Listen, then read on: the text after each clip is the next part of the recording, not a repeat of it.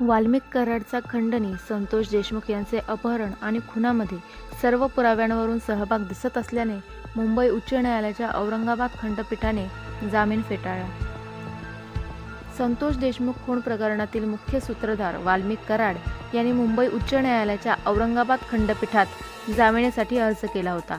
मात्र न्यायालयाने महत्त्वपूर्ण निकष नोंदवत आरोपी वाल्मिक कराडचा जामीन अर्ज फेटाळला आहे. यामध्ये दिलेल्या निकालात वाल्मिक कराड याचा खंडणी, त्यानंतर सरपंच संतोष देशमुख यांचे केलेले अपहरण आणि हत्या, यामध्ये कॉल डेटा रेकॉर्ड, मोबाईलवरील संभाषण, कराड आणि इतर आरोपींमधील सततचा संवाद, जप्त केलेल्या 23 व्हिडिओ क्लिप्स, आवाजाच्या नमुन्यांच्या सत्यतेची पुष्टी, प्रयोगशाळेतील अहवाल या पुराव्यांच्या आधारे सहभाग असल्याचे दिसत असल्याने मुंबई उच्च न्यायालयाच्या औरंगाबाद खंडपीठाने जामीन अर्ज फेटाळला आहे. तसेच वाल्मिक कराड हाच ही गुन्हेगारी टोळी ऑपरेट करत होता आणि तोच या गुन्ह्यामधला मुख्य सूत्रधार आहे हे देखील यातून स्पष्ट झाले आहे.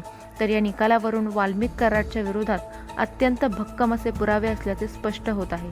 यामुळे वाल्मिक कराड याला आता जामीन मिळणार नाही यावर शिक्कामोर्तब होत आहे.